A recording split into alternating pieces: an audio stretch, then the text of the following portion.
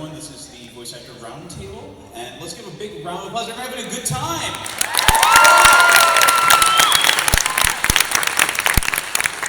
Sorry, I can't hear you. Is everyone having a good time? Yeah! Does everyone love our guests? Yeah! But we're missing Micah. Where's Micah? He's not here. It's all about Micah. You broke him. Sorry. Okay, we're gonna get started. You guys, how are you gonna proceed? Does everyone know our guests? No one needs to introduce themselves or anything like that. Right? Yeah, Reintroduce. Why don't you start? Okay. Fine. Good. It's not morning anymore. It's still morning in Los Angeles. Yeah. I'm Rachel Robinson. Thank you for having me, by the way. You guys have been awesome. Final Fantasy 13, Fang. Final Fantasy 13, 2, Fang. Sarah Silent, Suicide Fatal Conspiracy. Rox Whetstone, Guild Wars 2. I know there's other stuff. And there's like 5 or 6 other things that I'm not allowed to talk about. But it's all coming out this year. No. Lightning Return, Final Fantasy. What's that? Lightning Return, Final Fantasy 13 is. Even if I knew, you know I couldn't tell you. But let's keep our hopes up.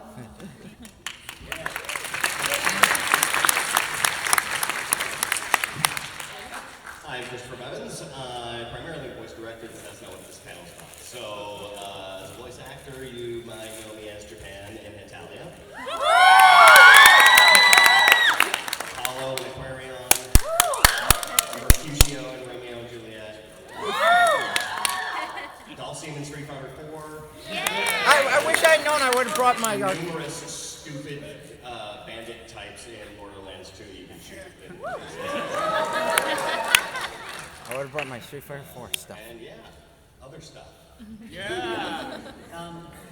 Christopher Ayres, very much like Christopher Bevins, ADR director, ADR writer.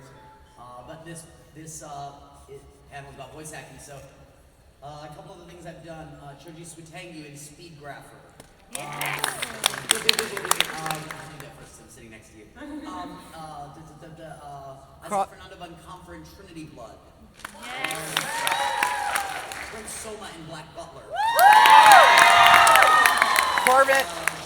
Big Chrono and Gantz. Halo Legends. Big Chrono and Gantz. There was something else that I was missing. I'm getting there. Mayor Corset in Panty and Stocking. Yeah. And of course Lord Frieza in Dragon Ball Z. Oh, I wish I had to do that. Lauren Landa, I play Light Chief Wayland in the Blaze Blue games. Kasumi in Dead or Alive 5. Yon Leisha in Soul Calibur 5. A lot of 5s, I've noticed. Kyoko Sakura in Madoka Magica. I got a lot of squeeze, yay. Let's see. Arthur Chrono Harlow in Magical Lore Lyrical Nanaha. Kirke in Familiar Zero. And Little Queen in Tales of Graces. And I wish I had Dead or Alive 5, man.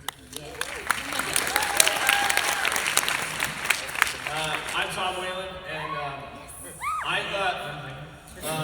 I do a lot of directing also, but as an actor, I've been in a bunch of stuff. I play literally dozens and dozens of Pokémon creatures. I've played several humans in that show too. I have been in all of the incarnations of the Yu-Gi-Ohs. My most prominent character was Crow in Yu-Gi-Oh! 5Ds. Yeah. And I was in Ninja Turtles. I was the main bad guy in that. I was Storm Shadow in G.I. Joe. And recently I've been doing a lot of video games. I was in and directed the only video game made for the Dark Knight Rises movie. I just directed and played 2 main bad guys in the Iron Man 3 game. And Wow. there's a new game coming out. It's a mobile game called Gangstar Vegas, which is hilarious. I play a guy named E-Man, and he's a drug dealer, and it's great. Wish I had that. Street Fighter and Dead or Alive. Oh. My name is Monica Rial, and I'm not a Pokemon. Pokemon! Geez, guys, I've done a lot of anime. I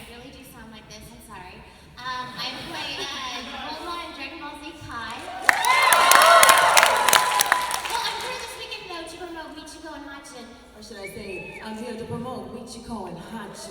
And I've done a whole lot of other stuff. This is where I feel like a deer in headlights, because there's a lot. So, yay! Hello everyone, I'm so terrible at this. My name's David Matranga, I'm a voice actor, and I also do a lot of stage work as well, some on-camera stuff. Yeah, I was Tamoya and Clannad, all those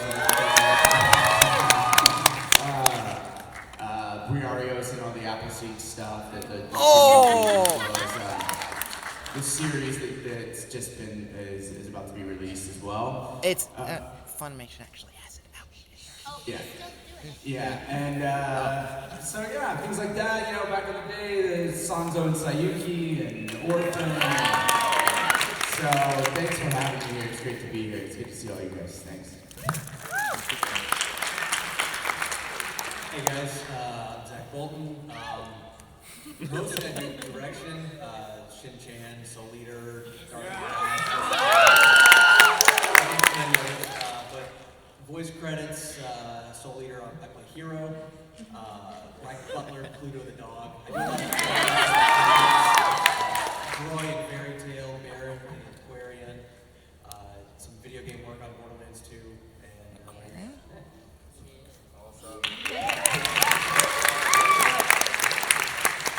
I'm Greg Ayres, and I play Amy Winehouse in real life. Not kidding. I've been doing this. It's kind of like Monica. I don't know where to start.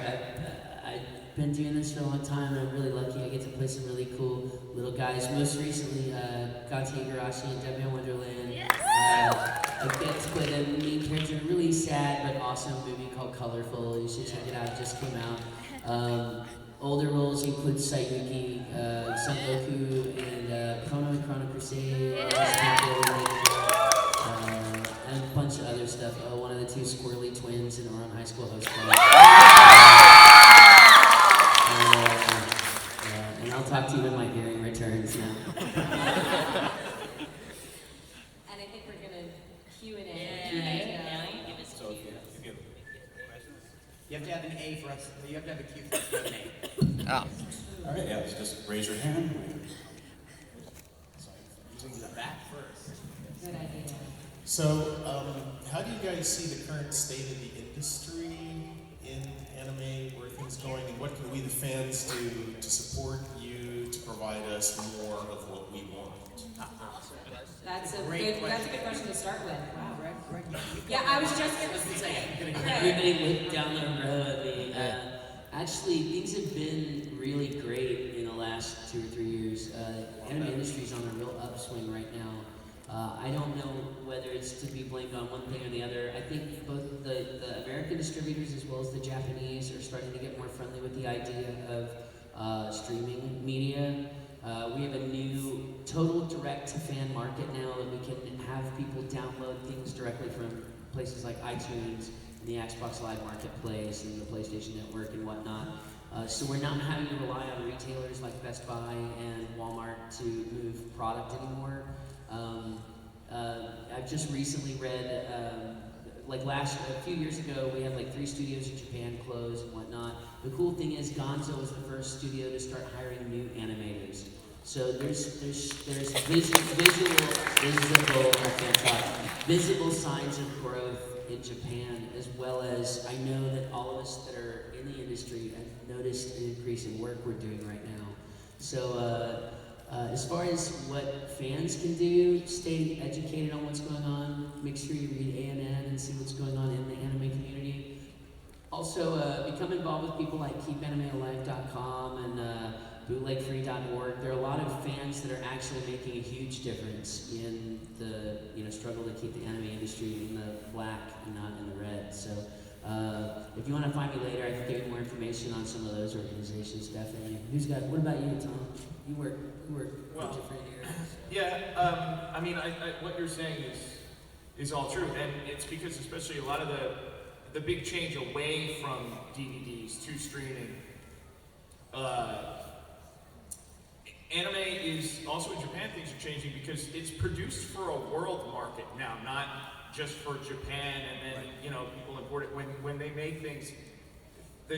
It's the international market is what they have in mind, and with the stream, it actually makes that even easier to get things out even faster.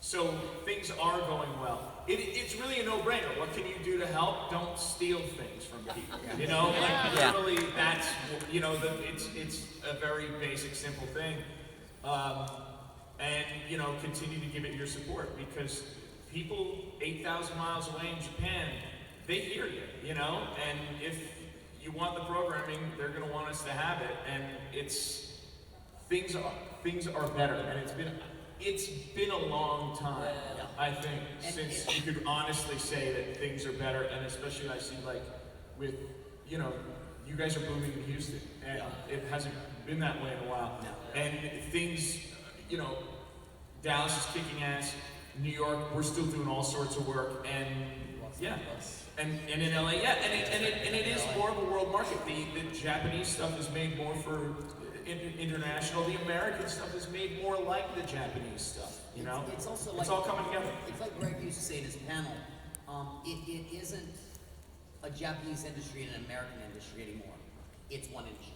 The industries are working so closely together that it really is, like you said, a world market. Yeah, I just want to second that. I mean, what Tom said as well is I've been lucky enough to be involved in some projects and working directly over in Tokyo, doing some mocap work for stuff, and it's so true that the industry is not what you just said, you know, Japan or American markets anymore. I mean, they're very cognizant of wanting these things to be more global and right from the beginning, you know. So that's really encouraging and exciting for all of us. Good answers. Good question. You guys want me to pick or do you want to pick? I actually have a follow-up question on that subject. Just so we can keep on track. You're saying that it's going for a more global market. Have you found that the stories, let's say jokes or whatever, the stories are more aimed towards the worldwide audience, or are they still culturally specific? Well, there are certain types of shows. Shows that, to be completely blunt, are about selling toys. They are definitely done with a Western market in mind. There are certain things that you used to see in some of these series in early seasons that you don't see anymore, you know, in later years. You know, like Team Rocket having guns, things like that, you know, and suddenly then they don't. And it's one of those things because that suddenly, you know, when some of these series are started, the people in Japan have no idea that it's going to be this massive, giant, worldwide thing. And when it becomes that, then they're not just making it for the Japanese audience anymore. You know? So there has been a shift in the... Somewhat. In certain types of shows, like the ones that are really aimed at mass marketing and merchandising, you're going to see a change a little more in some of those. But the other ones that are more plot story oriented. Yeah, exactly. It depends on each creator. It depends. Chris and I were just saying. It depends on each creator. Okay. Each creator is going to tell their own story their own way. They're going to be aware of the global market. But the nice thing is too is because the industry's back on an upswing, you're starting to see those studios take more chances. Yes. And take more risks with the kinds of stories they're going to tell. You know, 3-4 years ago, a show like one called Fujiko Mine never would have come out. No. Because, you know, as the industry here and there had gone through a bit of a contraction, which means they're just putting out the stuff that they know is going to always sell. Yeah. You know, panties and beans. Yeah. and that's cool. But now we're starting to see more shows that you know, that tell different kinds of stories and have those different kinds of risks. Right. Well, and there's actually, I'm starting to see, even within the animation, call-outs to things in Western culture. In Negima, there's clearly I think it's in Nodika's room, there is a Cartman doll on the shelf. And there is a South Park joke that is animated into the show at one point where they look like the kids waiting for the bus. So I think that just because, I don't think that it's more of a westernization. I think that things that we have happening in the U.S. are also cultural phenomena like South Park, and that gets there, and so those naturally work their way into shows too. But also the other question is, I know like sometimes I was in another panel with Chris, and he was saying some of the jokes are Japanese and they're hard to translate. Do you find that kind of stuff is now that they're Sometimes it's case by case Okay. thing. It's not really one or the other. Another question? How much do you love your jobs? I hate it. It's terrible. No. Except when I have to sit up here with these people, I love it. No, I love my work. I'd really rather be answering telephones in an office, but I'll take it. I would like to see the sun a little bit more. Yes. Apparently, my doctor said that my vitamin D is very low. You get that from sunlight because, in most studios, no windows because they let in sound as well as light. So, yeah, I love it, except I need a sun lamp or something, but I love it. Best job in the world. Yep. Pretty much. Are we picking people or is Joe picking people? I think somebody else is picking. Yeah, I can. Okay. Oh, that's right, yeah. Gym class. Yeah, there you go. It all goes up at the same time, guys.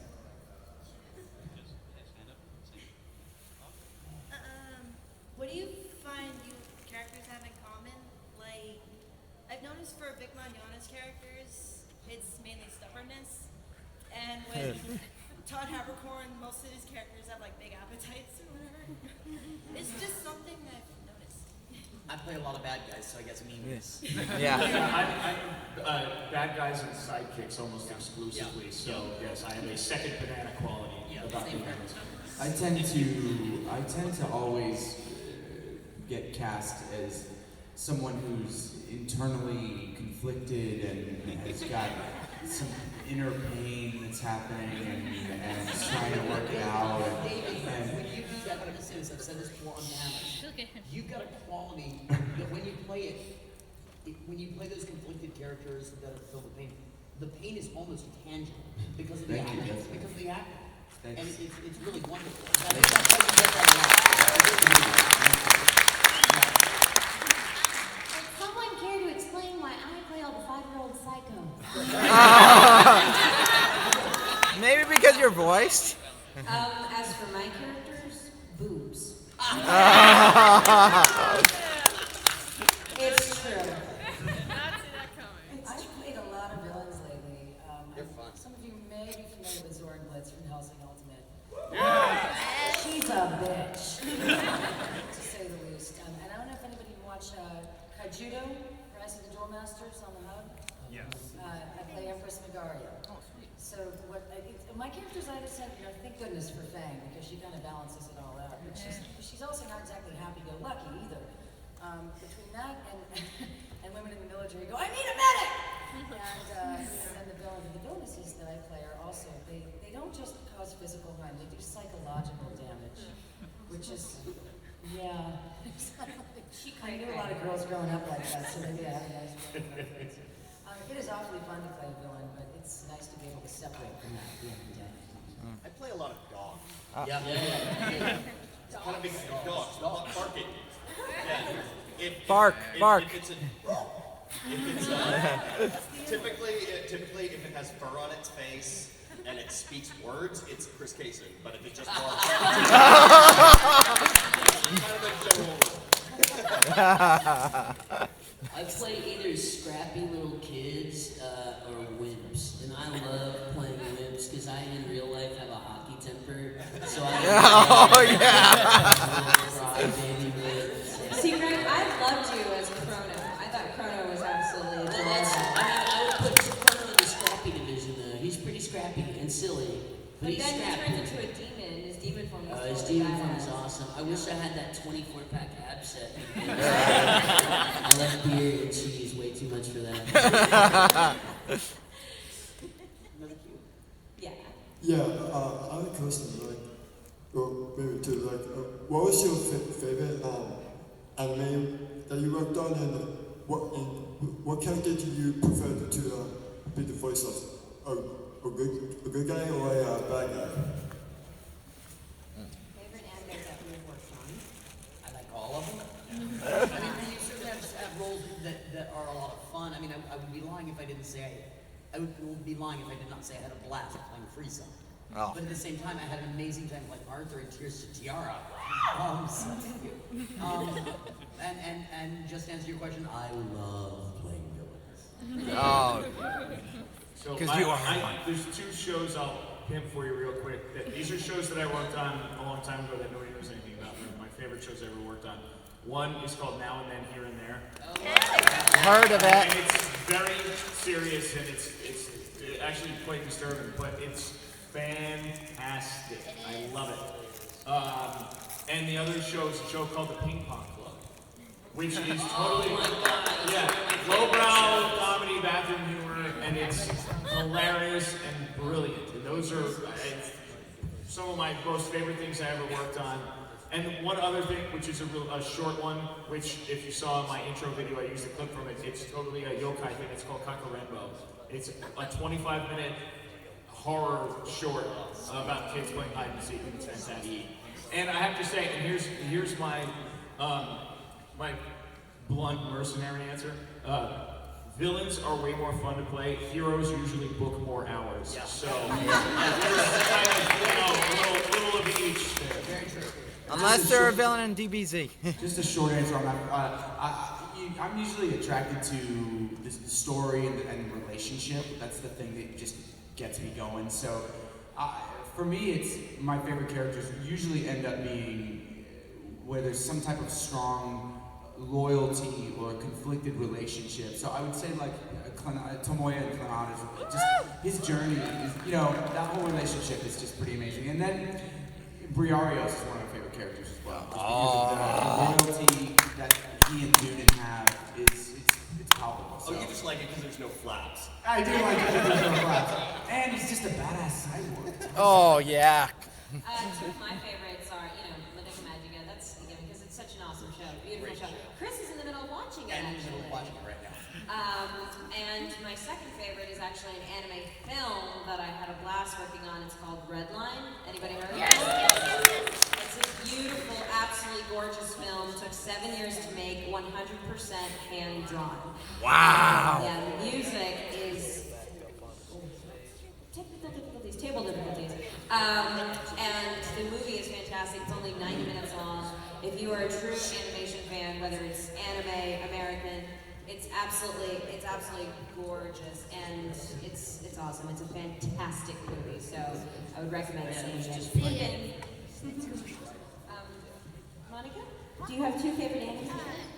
I normally don't answer that because it's like picking your favorite baby. Right? And I have so many, but I will say that now that it's been announced and everything, Ichigo and Hachi is one of those shows that is so different than anything I've ever done, and the voice is so different than anything I've ever done. And I got to get in touch with my Latino roots and my Houston roots. Yeah. So that was really fun. So that one I was like, Do I have my favorite? Actually, my favorite character that I played is Dulcie in Street Fighter. Yes. Because it is so easy on my voice compared to everyone else. As it's a fighting game. You go in for 4 or 6 hours and just scream. Except Dulcie, he's all zen and really he's so chill that while Taliesin Jaffe, who directed Street Fighter, he also played Blanca. He could only do Blanca for half an hour to an hour at a time before he was pumping blood. And I'm going you sure you don't want me to do another one? That was you're not hurting? No, I'm fine. You want another one? Yeah, 'cause it is all down in here in this very low place in my voice. So when you open up your throat that far, it does not hurt when you yell. Oh, nice.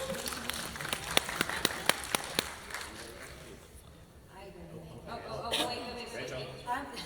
These guys are all veterans, and I'm in complete awe of them. I have but one anime to my resume, but it's a really good one. It's Hellsing Ultimate. And of course, what are you playing? A Nazi vampire. And I'm sure your family was just like, oh, I can't wait to see it, Rachel. I'll never see it. Will I ever see this? Never. Put it on TV? No. Well, what's it about? Death, destruction, and necrophilia, and no. But Taliesin also directed me on it. He's such a wonderful, intuitive, helpful, and paint amazing pictures that he made my job so easy. And I didn't have to do as much screaming as you think, except for when I'm about to destroy everything. And I got to chant in Latin, which was really fun because Oh. I took Latin in high school. I was one of those people. I knew it would come in handy someday. Okay, now we're ready. Hello. Hello. I'm very honored to meet you all, especially you, Greg Ayres. I gotta say it's very nice to meet one of the members of the host club. I'm a fan. Might I add that he is one of my favorite members of the host club. I mean, the twins. Come on. You can't go with the twins. My own question to you is, how does one person, when they're all finished with their own story, can be published? It's really cool you asked that because two of my dear friends are both mangaka and they're storytellers. How many of you are fans of the show Invader Zim? So the voice of Gur is played by my dear friend Ricky Simons. He and his wife are both writers and artists, and they were published by Tokyo Pop once upon a time. They've had a fantastic result selling directly to fans lately. So I would say find a way, create a website, get your story up, or get your story available if you don't want to sell it first, if you want to make your story available for free. I would take precautions to copyright what you have, but shopping what you do to lots of people is great, but if you find that there's no buyers, try selling directly to the audience that you're pitching to, or try finding that audience on the internet. The internet, I think you and I just talked about this, the internet's such a fascinating place because just like the guys that do Homestar Runner, that was just a fun little website that ended up turning into this monstrous entity, and all of the people associated with it have gone on to do lots of other projects as well. So work on your craft and then work on finding your audience, and that's the best advice I could give you. And like I said, they've done wonderful, like when one of the cool things about a direct market, and this ties back to how the industry is doing, one of the great things about that is you can actually see when your stuff is purchased. If you produce something for Tokyo Pop, you just hope for the best as far as sales are concerned. But like when Ricky and Tabby go out on a speaking engagement, they see a trickle of sales from that state, and they know that they've reached a few more people. So definitely work on what you do, and then work on finding the audience for what you do. And the internet's an awesome place. I can't say enough good about it. Thank you.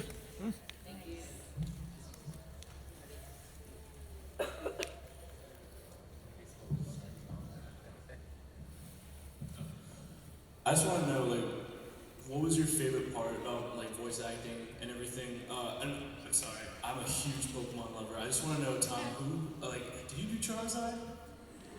Do what? Charizard. Charizard is, it's the Japanese actor. I do Charmander. No, I can't. I honestly, I can't. Yeah, because I can't. Because, listen, it's a legal thing. I can't. I know. Yeah. But if you'd really like to hear me do Charmander, go buy the Poképark game. Each of you, please. Yeah, Charizard, we maintain the Japanese with a certain amount of the creatures, especially if the name does not change from Japanese to English, there's often no need to re-record it, you know? So we keep it because they're really good at what they do. So it's nice that, you know. Anyway, and favorite part of voice acting is I don't have to cut my hair. I will agree with you on that. We've all been talking about his hair throughout the entire week, and it's like, how is it so shiny? really bald. How is it like it's amazing? Yeah. I love this. What did you say you watched it in the blood of your enemies? Exactly. No, anybody else have an answer? Favorite I would part? say my favorite part of being a voice actor has nothing to do with the job itself, it's this. My favorite thing about being a voice actor is connecting with people that watch the work we do. David and I were talking about that at lunch. When you do a stage play or something, even